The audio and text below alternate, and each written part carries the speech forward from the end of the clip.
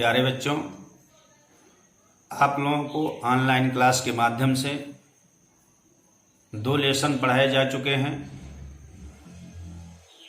तीसरा लेसन जो आपके पाठ्यक्रम में है वो है Gauss theorem and its application, Gauss की प्रमेय और उसका अनुप्रयोग।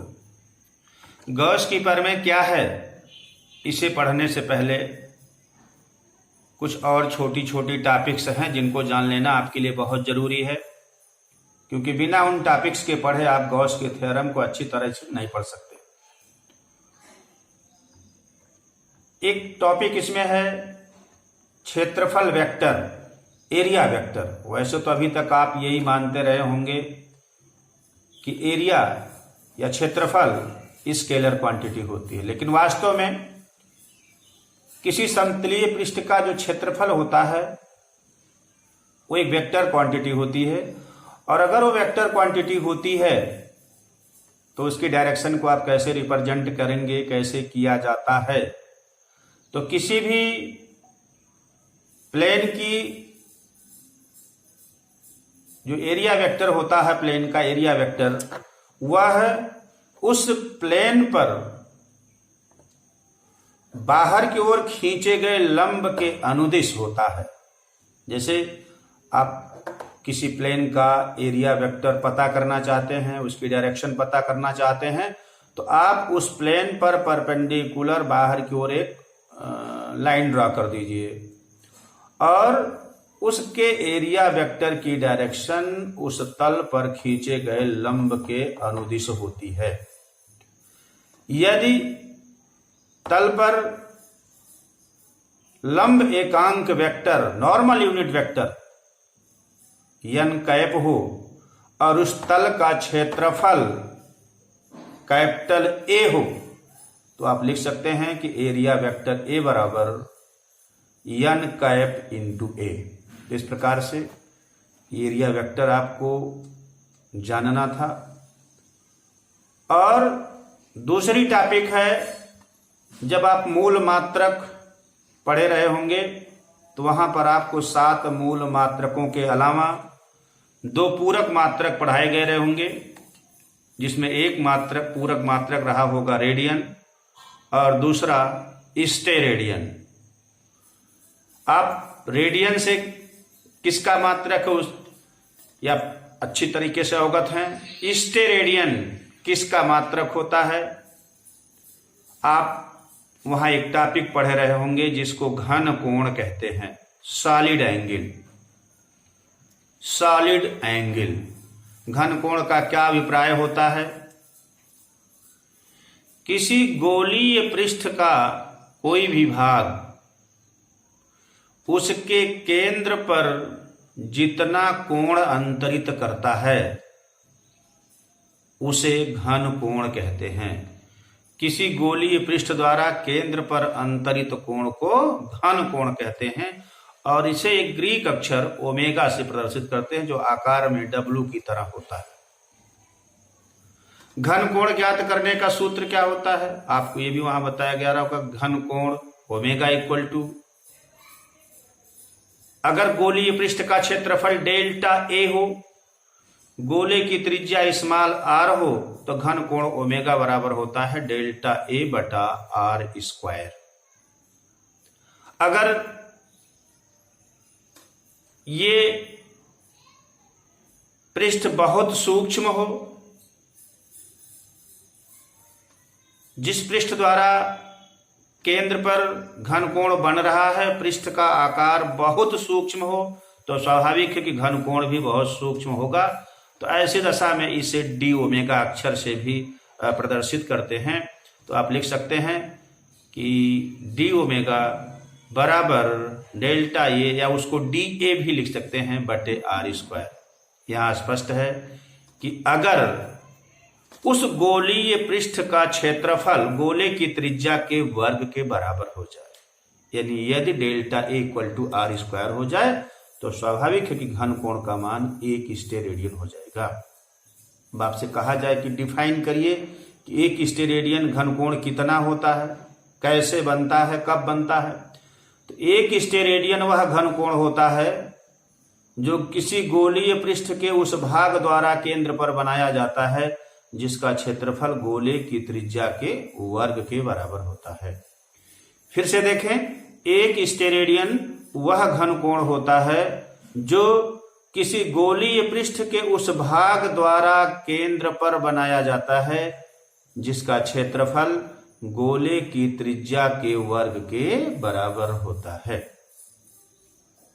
तो इस प्रकार से आपको क्लियर हो गया कि घन कोण क्या होता है, एक स्टेरेडियन कितना घन कोण होता है। आप लिख सकते हैं जैसा भी हमने बताया कि घन कोण डी ओमेगा बराबर डेल्टा ए या डी ए बटा आर स्क्वायर। अगर वो पृष्ठ तिरछा हो तो ऐसी दशा में इसका एक सूत्र ये भी होता है कि डी ओमेगा बराबर डी ए कॉस थीटा बटे आर स्क्वायर, जहां थीटा किसके किसके बीच का कोण है, ये नॉर्मल यूनिट वेक्टर एन और एरिया वेक्टर डी ए के बीच का कोण है। तो इस प्रकार से आप लिख सकते हैं डी ओमेगा बराबर डी ए कॉस थीटा बटे आर स्क्वायर। अगली टॉपिक जो आपको गॉस की प्रमेय पढ़ने से पहले जानना चाहिए वो टॉपिक है इलेक्ट्रिक फ्लक्स या विद्युत फ्लक्स। विद्युत फ्लक्स किसे कहते हैं, आप इलेक्ट्रोस्टैटिक वाले चैप्टर में विद्युत क्षेत्र और विद्युत बल रेखाओं को पढ़े हैं। विद्युत फ्लक्स क्या होता है, किसी भी तल अथवा किसी भी पृष्ठ से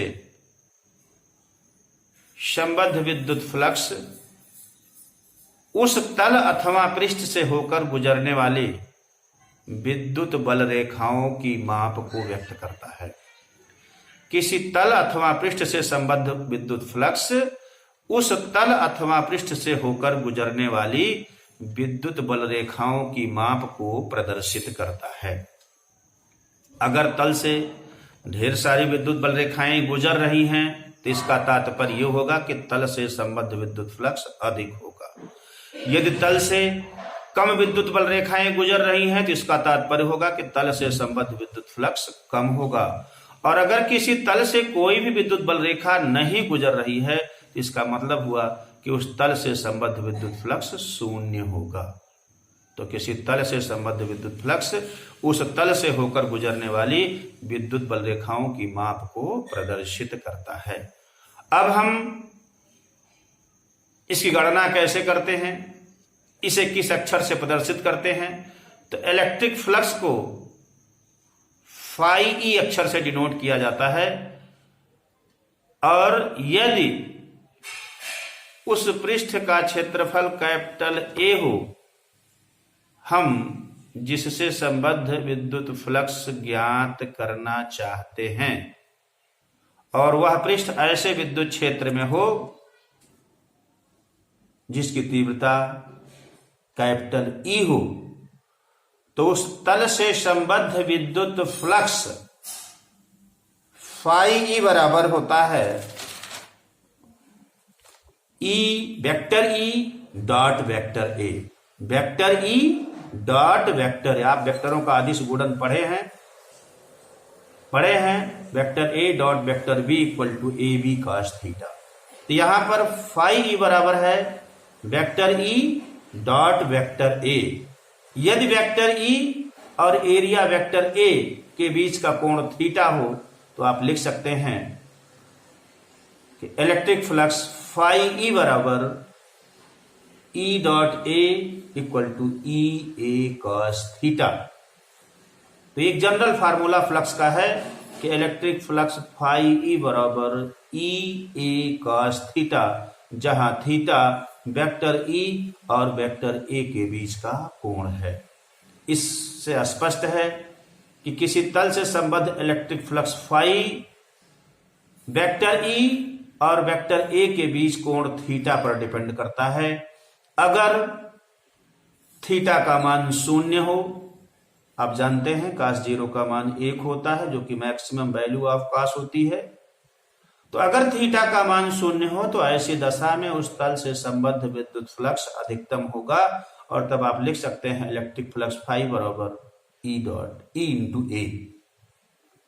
अब थीटा कब 0 होगा, जब वेक्टर ई और एरिया वेक्टर ए दोनों एक दिशा में हो, अर्थात जो तल है वह विद्युत क्षेत्र की दिशा के बिल्कुल लंबवत हो। तल विद्युत क्षेत्र की दिशा के लंबवत, जैसे मान लीजिए ये हमारी अंगुलियां विद्युत क्षेत्र की दिशा को व्यक्त कर रही हैं और ये तल बिल्कुल ऐसे हो, तो जब इस तल का एरिया वेक्टर होगा वो ऐसे ऊपर की तरफ होगा और विद्युत क्षेत्र की दिशा भी ऐसे ऊपर की तरफ होगी, दोनों सेम डायरेक्शन में हो जाएंगी और ऐसी दशा में थीटा की वैल्यू 0 होगी और तब उस तल से संबद्ध विद्युत फ्लक्स अधिकतम होगा। दूसरा है कि यदि थीटा बराबर 0 हो, थीटा बराबर 90 हो, आप अवगत हैं कि cos 90 की वैल्यू 0 होती है, तो ऐसी दशा में फ्लक्स फाई का मान 0 हो जाएगा, अर्थात उस तल से कोई भी विद्युत रेखा पास नहीं होगी। ये स्थिति कब हो सकती है? जैसे मान लीजिए विद्युत क्षेत्र की दिशा है, जिस तल से संबद्ध विद्युत फ्लक्स की गणना आप करना चाहते हैं वो तल मान लीजिए ऐसे है। विद्युत क्षेत्र की दिशा ऐसे वर्टिकली अपवर्ड डायरेक्शन में है। इस तल की जब आप एरिया वेक्टर बनाएंगे तो एरिया वेक्टर इसका इधर जाएगा। ऐसी दशा में इलेक्ट्रिक फील्ड की डायरेक्शन ऐसे होगी, एरिया वेक्टर की डायरेक्शन ऐसे होगी, दोनों के बीच का कोण 90 होगा और जब दोनों के बीच का कोण 90 होगा तब cos 90 की वैल्यू 0, अर्थात उस तल से संबद्ध विद्युत फ्लक्स 0 होगा। तो इस प्रकार से आपको जो फ्लक्स का जनरल फार्मूला है फाई बराबर EA cos थीटा, जहां थीटा क्या है ये बहुत अच्छी तरह से समझना चाहिए। थीटा विद्युत क्षेत्र E की दिशा और तल के एरिया वेक्टर A के बीच का कोण है। अगर थीटा 0 होगा तो तल से संबद्ध फ्लक्स मैक्सिमम होगा, अगर थीटा 90 होगा तो फ्लक्स 0 होगा। यार बच्चों, इतना पढ़ने के बाद ये जो इलेक्ट्रिक फ्लक्स है, स्वाभाविक है कि आप लिखे हैं कि phi equal to vector E dot vector A, इसका मतलब हुआ कि ये इलेक्ट्रिक फ्लक्स फाई एक स्केलर क्वांटिटी होती है, एक अदिश राशि होती है और इसका जो मात्रक होता है आप निकाल सकते हैं, न्यूटन इंटू मीटर स्क्वायर प्रति कूलाम होता है। इसका मात्रक न्यूटन इंटू मीटर स्क्वायर प्रति कूलाम होता है। कैसी क्वांटिटी होती है? स्केलर क्वांटिटी होती है। अब जो मूल टॉपिक आपका इस चैप्टर का है वो है गॉस की प्रमेय, गॉस थ्योरम। इसे गॉस का नियम भी कहते हैं। क्या है ये प्रमेय? किसके बारे में हमें बताती है? किसके किसके बीच ये प्रमेय संबंध स्थापित करती है? तो जो गॉस की प्रमेय है, थ्योरम है, ये इलेक्ट्रोस्टैटिक्स में किसी काल्पनिक पृष्ठ, जिसको इस चैप्टर में बार बार गॉसियन सरफेस कहा जाएगा, गॉसियन पृष्ठ कहा जाएगा, इस पृष्ठ से गुजरने वाले विद्युत फ्लक्स और उस पृष्ठ से घिरे हुए आवेश के बीच संबंध को स्थापित करता है। यानी फ्लक्स फाई और आवेश क्यू के बीच ये संबंध स्थापित करता है। क्या कहा गया है इस प्रमेय में? इस प्रमेय का स्टेटमेंट क्या है? इस प्रमेय का स्टेटमेंट है कि किसी बंद पृष्ठ से होकर गुजरने वाला कुल विद्युत फ्लक्स, किसी बंद पृष्ठ से होकर गुजरने वाला कुल विद्युत फ्लक्स उस पृष्ठ से घिरे हुए आवेश अथवा उस पृष्ठ से संबद्ध आवेश का 1/ε0 गुना होता है। फिर से देखें, किसी बंद पृष्ठ से संबद्ध कुल विद्युत फ्लक्स या किसी बंद पृष्ठ से होकर गुजरने वाला कुल विद्युत फ्लक्स उस पृष्ठ से संबद्ध आवेश का 1/ε0 गुना होता है। गणित की भाषा में इसे लिख सकते हैं फाई ई बराबर Q/ε0। मैथ की लैंग्वेज में लिख सकते हैं फाई ई बराबर Q/ε0। दूसरे रूप में भी लिख सकते हैं फाई बराबर integral vector E dot vector ए, क्योंकि आपने पढ़ा है कि फाई बराबर यहां पर ई डॉट ये होता है डी फाई बराबर ई डॉट डी ए, तो टोटल फ्लक्स फाई बराबर लिख सकते हैं integral of vector E dot vector D A और बराबर क्यू अपान एप्सिलॉन 0। अब ये परमेय है, इस परमेय को आपको प्रूफ करना पड़ेगा। प्रूफ करने के लिए आप कोई सरफेस ले लीजिए, क्लोज सरफेस ले लीजिए, और उस सरफेस के भीतर कोई पॉइंट, जैसे हमने एक पॉइंट ए ले लिया, ओ ले लिया, इस पॉइंट ओ पर हमने एक चार्ज प्लस क्यू रख दिया। इस सरफेस की एरिया कितनी है? कैपिटल ए है। इसके सरफेस पर हमने एक पॉइंट पी ले लिया और इस पॉइंट पी के चारों ओर हमने एक सूक्ष्म क्षेत्रफल अवयव बना दिया। क्या बना दिया? एक स्मॉल एरिया एलिमेंट बना दिया, और मान लिया कि इस स्मॉल एरिया एलिमेंट का क्षेत्रफल कितना है? डी ए है, और इसका area vector D A vector इस दिशा में है। इस पॉइंट पी पर जो विद्युत क्षेत्र E की दिशा होगी, क्योंकि जब आवेश Q यहां पर है तो इसकी वजह से इलेक्ट्रिक फील्ड क्रिएट होगी। इस इलेक्ट्रिक फील्ड की डायरेक्शन इस पॉइंट पर ऐसे इधर की तरफ प्रदर्शित है। स्पष्ट है, यहां वेक्टर DA और वेक्टर E के बीच का कोण कितना है? थीटा है। अब यदि इस स्मॉल एरिया एलिमेंट द्वारा यहां पर बनाया गया घनकोण डी ओमेगा हो तथा इस बिंदु O से पॉइंट P की दूरी स्मॉल r हो, तो इस सूक्ष्म क्षेत्रफल अवयव dA से संबद्ध विद्युत फ्लक्स आप लिख सकते हैं डी फाई ई बराबर vector E dot vector dA equal to लिख सकते हैं E D A cos theta. तो ये क्या मिल गया आपको? इस सूक्ष्म क्षेत्रफल अवयव से संबद्ध विद्युत फ्लक्स मिल गया। लेकिन आपने पढ़ा है कि अगर कोई बिंदु आवेश Q है, उससे r दूरी के बिंदु पर विद्युत क्षेत्र की तीव्रता कैपिटल E हो, तो पढ़ा है E बराबर 1/4 पाई एप्सिलॉन 0 के Q बटा R स्क्वायर। यदि माध्यम वायु अथवा निर्वात हो तो K का मान आप 1 लिखते हो, तब लिखते हो E बराबर 1/4 पाई एप्सिलॉन 0 Q बटा R स्क्वायर। तो इस प्रकार से अगर E की वैल्यू आप डी फाई ई कैलकुलेट करने में रख दें तो डी फाई बराबर हो जाएगा Q बटा 4 pi epsilon 0 DA cos theta बटे R स्क्वायर। जब आपको घनकोण बता रहा था तो वहां बताया था कि ये DA cos theta upon R square को आप क्या लिख सकते हैं? DA cos थीटा बटे R स्क्वायर को लिख सकते हैं डी ओमेगा। डी ओमेगा क्या है? सूक्ष्म क्षेत्रफल अवयव DA द्वारा बिंदु O जहां पर आवेश स्थित है वहां पर अंतरित घनकोण है।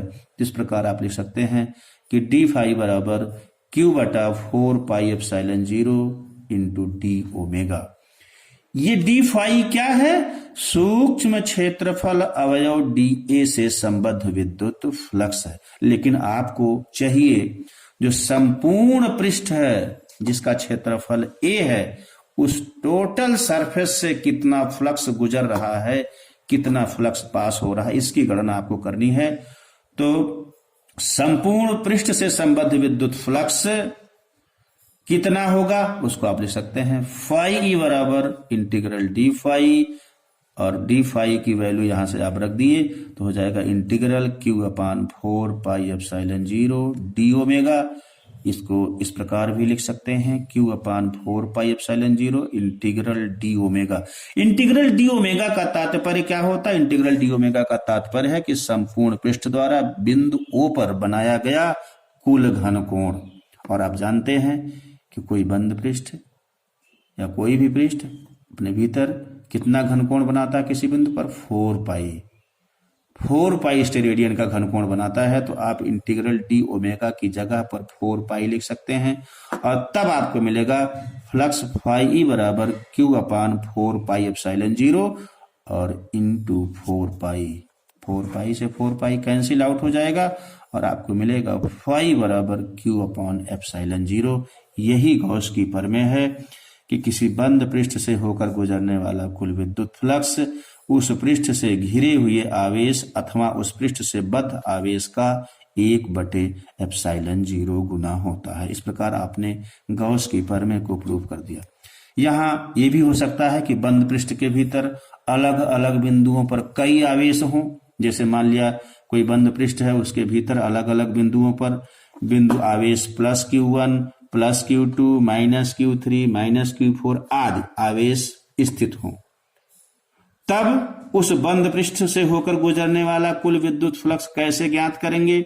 उसको इस प्रकार से आप ज्ञात करने हैं। पहले उन अलग अलग आवेशों की वजह से वहां फ्लक्स ज्ञात कर लीजिए, लास्ट में सबको बीजगणितीय विधि से जोड़ दीजिए, तो आप रिजल्ट के रूप में लिख सकते हैं phi बराबर 1/ε0 Q1 + Q2 - Q3 - Q4। इस प्रकार जितने भी आवेश हों सबकी वजह से आप टोटल फ्लक्स की गणना ज्ञात कर सकते हैं। यहाँ हमने एक नाम लिया था अभी गॉसियन पृष्ठ का। बार बार आगे जब आप गॉस की थ्योरम का एप्लीकेशन पढ़ेंगे तो हर एप्लीकेशन में आपको गॉसियन सरफेस के बारे में जिक्र किया जाएगा। क्या होता है गॉसियन सरफेस? गॉसियन सरफेस एक स्वेच्छा से माना हुआ काल्पनिक बंद पृष्ठ होता है और हम इस बंद पृष्ठ से होकर गुजरने वाले, जैसे यहाँ तो आपको विद्युत फ्लक्स पढ़ना है, लेकिन चुंबकीय फ्लक्स और गुरुत्वीय फ्लक्स भी हम ज्ञात कर सकते हैं। इसका जो आकार होता है प्रायः गोलीय होता है, बेलनाकार होता है, घनाकार होता है, इत्यादि आकार का होता है। इस पृष्ठ में कुछ प्रमुख विशेषताएं होती हैं, जैसे गॉसियन सरफेस क्लोज्ड सरफेस होता है, यह एक बंद पृष्ठ होता है। दूसरा, यह पृष्ठ उस बिंदु से होकर गुजरना चाहिए जिस बिंदु पर विद्युत क्षेत्र ज्ञात करना होता है। और तीसरी विशेषता इसकी है कि पृष्ठ की आवेश स्रोत से, ये जो गोलीय पृष्ठ है ये आवेश स्रोत से सममित होना चाहिए, यानी जहां पर आवेश रखा हुआ है उसके चारों सममित होना चाहिए, सिमेट्रिकल होना चाहिए, जिससे उस विद्युत पृष्ठ के जो गॉसियन सरफेस आप लेंगे उस सरफेस के प्रत्येक बिंदु पर इलेक्ट्रिक फील्ड की डायरेक्शन परपेंडिकुलर हो और उसकी मैग्नीट्यूड हर पॉइंट पर एक जैसी हो, यानी मैग्नीट्यूड उसका कांस्टेंट हो। तो प्यारे बच्चों, आपको अब गॉस थ्योरम क्या है, गॉस थ्योरम को पढ़ने के लिए अन्य जो छोटी छोटी टॉपिक्स थी उसके बारे में बता दिया गया है। अब इसके बाद इस चैप्टर में आपको गॉस की प्रमेय के कुछ अनुप्रयोग पढ़ने हैं जो आपको आगे के लेक्चर में बताया जाएगा। आज के लिए बस इतना ही। अभी हम नोट्स भेज देंगे और